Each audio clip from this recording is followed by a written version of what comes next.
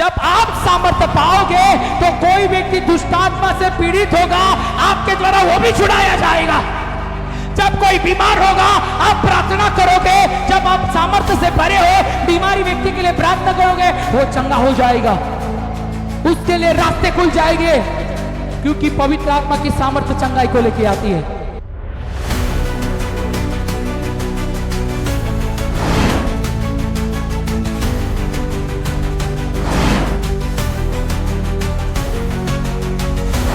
मेरे प्रियो, एलीशा के ऊपर परमेश्वर का अभिषेक था। अभिषेक व्यक्ति क्या हो गया? मरे हुए बच्चे के ऊपर सोया। जो उसके अंदर का अभिषेक था, वो अभिषेक उस बालक के अंदर गया, सामर्थ्य उस बालक के अंदर गई, और मृत्यु की जो सामर्थ्य थी उस सामर्थ्य को नष्ट किया, और इसके अंदर जो जीवन की सामर्थ्य थी वो जीवन इसके अंदर गया, और वो बालक जिंदा हो गया। Hallelujah! That is called power of God. ये है परमेश्वर की सामर्थ्य। एलीशा के साथ परमेश्वर की सामर्थ्य थी। वो बालक मर गया था, बालक के ऊपर वो सोया, वो सामर्थ्य की वजह से वो बालक जिंदा हो गया, वो बेटा दोबारा जिंदा हो गया।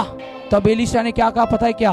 गेहजी को, उसकी मम्मी को बुला, और उसके मम्मी को बुलाने के बाद आगे बढ़ते, और उन्हें उसे कहा बालक के माँ को बुला ले। गेहजी ने उसे बुलाया, वह एलीशा के पास आई, और एलीशा ने कहा अपने पुत्र को उठा ले। बालक की मां ने कमरे के भीतर आई और एलीशा के पैरों पर गिर पड़ी, और उसने भूमि पर लेटकर उनको साष्टांग प्रणाम किया। तत्पश्चात उसने अपने पुत्र को उठाया और अपने कमरे से बाहर चली गई। हालेलुया! क्या क्या एलीशा ने कि उसके माँ को बुला ले। जब उसने कमरे के अंदर अपने बेटे को रखा था ना पलंग के अंदर, तब वो मरा हुआ था। जब कमरा एलीशा ने बंद किया, एलीशा उस मरे हुए बेटे के ऊपर वो सोया। जब बाद में उसकी माँ को बुलाया ना, तब मरा हुआ बेटा उसने जिंदा देखा। हालेलुया! मरे हुए बेटे को उसने जिंदा देखा, क्योंकि एलीशा के साथ परमेश्वर की सामर्थ्य थी। हालेलुया! एलीशा के ऊपर परमेश्वर का अभिषेक था। एक व्यक्ति के पास जब परमेश्वर की सामर्थ्य, वो मुर्दा इंसान को भी जिला सकता है।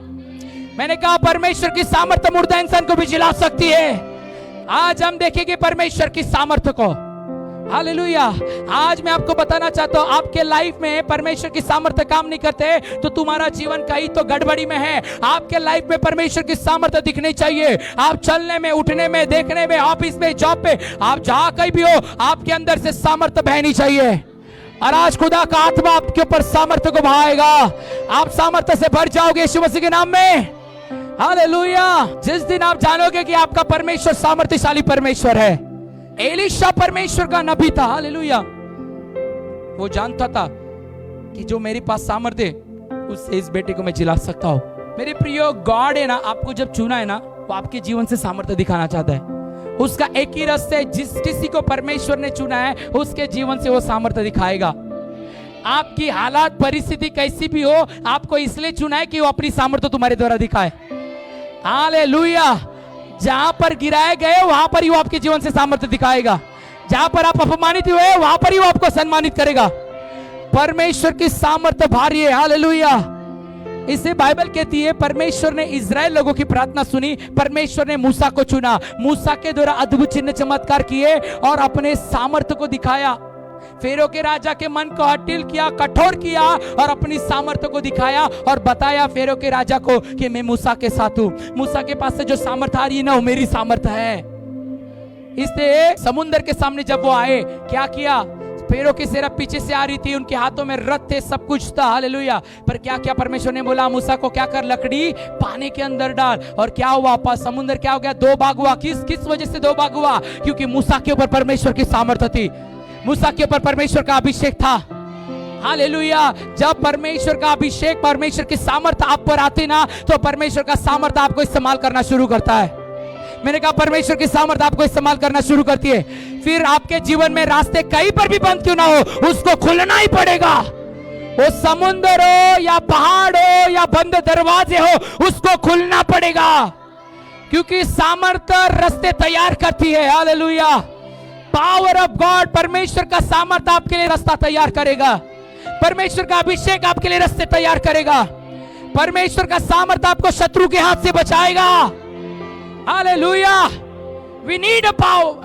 हमें सामर्थ्य की जरूरत है। इस संसार में आपको कुछ कमाना है ना, तो परमेश्वर के सामर्थ्य में बलवान होते जाओ। अरे बस हो गया, घर गाड़ी बंगला पैसा के पीछे लग लग के। बढ़ना है तो परमेश्वर के सामर्थ्य में बढ़ाओ। कोई नहीं पूछेगा स्वर्ग जाओगे तो कितना बैंक बैलेंस तेरे अंदर है, हाँ कितना सोना चांदी रुपया और घर कार बाइक कितनी खरीद के रखी है, कोई नहीं पूछेगा। पर आप सामर्थ्यशाली व्यक्ति हो मेरे प्रियो, मैं आपको बताना चाहता हूँ, पूरा नरक आपको देख के हिल जाएगा, मृत्यु बीमारियां देख के आपको हिल जाएगी।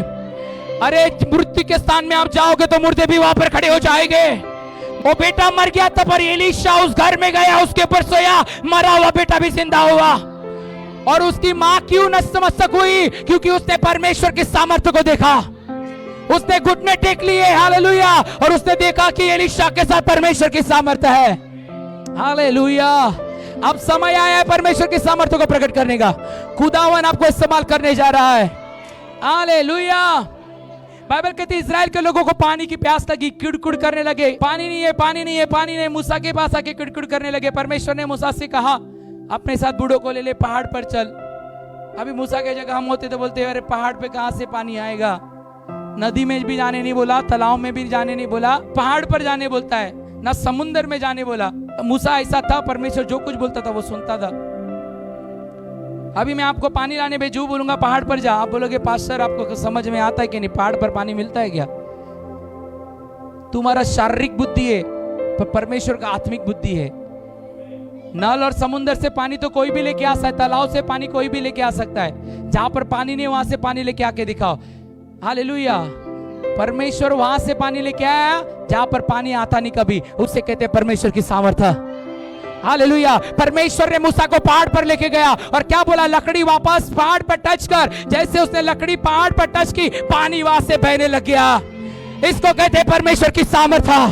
परमेश्वर अपनी सामर्थ्य अपने लोगों के द्वारा दिखाना चाहता है और इजराइल के लोगों को बताया कि मेरी सामर्थ्य, हालेलुया, सबसे कहीं अधिक और सामर्थ्यशाली है। मनुष्य की ताकत अलग है, परमेश्वर की सामर्थ्य अलग है। जो मनुष्य कर सकता है वो मनुष्य ही कर सकता है, पर जो परमेश्वर कर सकता है वो मनुष्य नहीं कर सकता, इसलिए वो परमेश्वर है। और बाइबल कहती पहाड़ से भी पानी बहने लग गया। परमेश्वर ने दिखाया अपनी सामर्थ्य को मूसा के द्वारा, हालेलुया। मेरे प्रियो, वी नीड पावर, हमें सामर्थ्य में बढ़ना है। आज मसीह लोग का इतना प्रॉब्लम है, सारे आज भी इतने बैठे हो गए, कोई देखने वाला होगा, वो सब अपनी चिंता कोई लेके आए। कोई सुबह उठ के ऐसी प्रार्थना करके नहीं आया होगा कि परमेश्वर मुझे तुझे देखना है, मुझे भर दे तेरी सामर्थ्य से, आज मुझे सामर्थ्यशाली बना, शक्तिशाली बना। किसी की प्रार्थना ऐसी नहीं होती प्रियो, सब जन स्वार्थ के लिए खुदा के पास आते हैं। इजराइल के लोग भी स्वार्थ के लिए आते थे, पानी दे, खाना दे, हर चीज मांगते ही रहते थे। तो थोड़ा समय लगने वाला था, 40 साल लगे उन्हें पहुंचने के लिए। 5 लाख के ऊपर लोग आए थे, 6 लाख के ऊपर बच्चे 2 ही कनान में 2 ही गए, हालेलुया। ऐसी स्थिति होने वाली है। यीशु को मानते बहुत है, चर्च में भी आते बहुत है, स्वर्ग सब नहीं जाएंगे क्योंकि सुनते नहीं है, अपनी ही चलाते, अपनी मनमानी चलाते, अपना ही बाइबल बनाते, अपने ही रूल लगाते हैं, अपना ही समय लगाते हैं, हम यही समय आएंगे, यही समय जाएंगे। पर परमेश्वर ने जब मूसा से कहा ना कि तू पहाड़ पर जा, बूढ़ों को लेके, वो गया, सुना उसने परमेश्वर का। मेरे प्रियो, परमेश्वर की सामर्थ्य ना हर एक मनुष्य के से बढ़कर सामर्थ्य है। जो परमेश्वर की सामर्थ्य है, उसके सामर्थ्य के सामने कोई टिक नहीं सकता। उसकी सामर्थ्य अद्भुत सामर्थ्य है, hallelujah. Without power you can't do anything. बिना सामर्थ्य से आप कुछ नहीं कर सकते हो। एक एकदम चक्कर आया व्यक्ति, उसको बोलो जिम में जाके डंबल्स उठाए, उठा सकता है क्या वो? क्योंकि उसके पास क्या नहीं है, शक्ति नहीं है, उसके पास शक्ति नहीं है, इसलिए वो क्या कर सकता है, डंबल्स उठा नहीं सकता। एक कमजोर व्यक्ति को बोलो भागो 5 किलोमीटर दौड़ो, वो दौड़ नहीं सकता क्योंकि वो कमजोर है। ऐसे ही आपके जीवन में बीमारी, मृत्यु के ऊपर आपको विजय पानी है तो आपको सामर्थ्य की जरूरत चाहिए। अंधकार से, अशुद्ध आत्मा से लड़ने के लिए आपको सामर्थ्य की जरूरत है। के लाइफ में जितनी भी प्रॉब्लम चल रही है उससे लड़ने के लिए आपको परमेश्वर की सामर्थ्य की जरूरत है। वी नीड पावर, हमें पावर की जरूरत है। यहाँ पर फैन लगे, एसी लगे, ट्यूबलाइट लगे, मिक्सर लगाए, साउंड सिस्टम लगाए, ये सब कुछ होने के बाद इनके अंदर पावर नहीं है तो नहीं चलेगा। पावर की जरूरत है तब ये सब कुछ यहाँ पर चलेगा। वो पावर क्या करता है, लाइट को सप्लाई देता है। वो पावर क्या करता है, एसी के अंदर ठंडक को डालता है। आप लोग सुन रहे हो ना, एसी में से ठंडी हवा क्यों आती है, वो पावर उसके अंदर से जाती है। जब हीटर चलता है तो गर्मी वहां से आती है क्योंकि पावर उसके अंदर से जाती है। हालेलुया। नाइट में लाइट बल्ब लगाते हैं, पावर उसके अंदर से जाती है। वो हर एक लाइट के वोल्टेज है 500 वोल्ट, 200 वोल्ट, 10,000 वोल्ट। जैसा वोल्ट है वैसा पावर आएगा। हालेलुया। ऐसे ही आपके अंदर जैसी पावर होगी वैसा काम आपके साथ होता जाएगा। जितनी पावर उतने आपके साथ काम होते जाएंगे।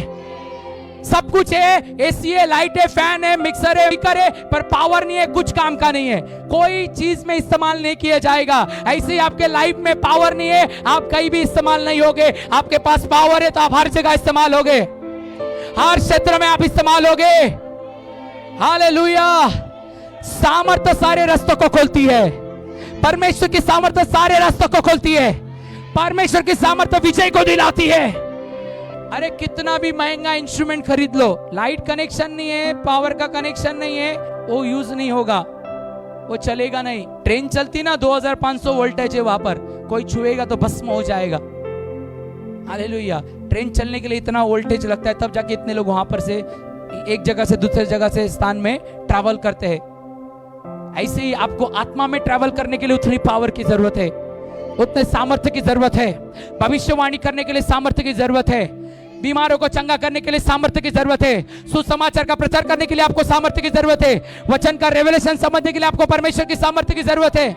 हालेलुया। विदाउट पावर कुछ नहीं होता। और खुदावन आज आपको सामर्थ्य से भरने वाला है। मैंने कहा अद्भुत कार्य करने वाला है आज यीशु मसीह के नाम में। आज लोग बिलाशाओं के पीछे उसके सामर्थ्य की खोज नहीं कर रहे हैं, उसके अंदर बढ़ नहीं रहे हैं। अरे पता है, यीशु मसीह को जन्म होने के लिए ना पवित्र आत्मा के सामर्थ्य की जरूरत लगी। जब स्वर्गदूत आया ना मरियम के पास, बोला तू एक पुत्र जन्मेगी, उसका नाम तो यीशु रखना। वो बोलती मुझे मनुष्य ठाउक नहीं है। स्वर्गदूत क्या बोलता है पता है क्या? लूका की किताब 1:35 में लिखा, स्वर्गदूत ने उससे उत्तर दिया, पवित्र आत्मा तुझ पर उतरेगा, परम प्रधान की सामर्थ्य तुझ पर छाया करेगी, और इसलिए वो पवित्र जो उत्पन्न होने वाले परमेश्वर का पुत्र कहलाएगा। आमीन। हालेलुया। क्या लिखा कि पवित्र आत्मा तुझ पर उतरेगा, परम प्रधान की सामर्थ्य तुझ पर छाया करेगी। मतलब यीशु का जन्म भी पवित्र आत्मा के सामर्थ्य से हुआ। यीशु मसीह को धरती पर आने के लिए परमेश्वर की सामर्थ्य की जरूरत लगी।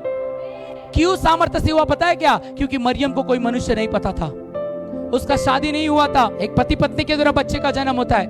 वो अकेली थी, कुंवारी थी, वर्जिन थी। बाइबल कहती है कि पवित्र आत्मा का सामर्थ्य आया। सामर्थ्य असंभव बात को संभव कर देता है। हालेलुया।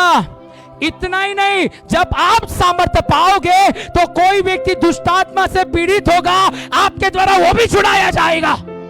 जब कोई बीमार होगा, आप प्रार्थना करोगे, जब आप सामर्थ्य से भरे हो, बीमारी व्यक्ति के लिए प्रार्थना करोगे, वो चंगा हो जाएगा, उसके लिए रास्ते खुल जाएंगे, क्योंकि पवित्र आत्मा की सामर्थ्य चंगाई को लेके आती है।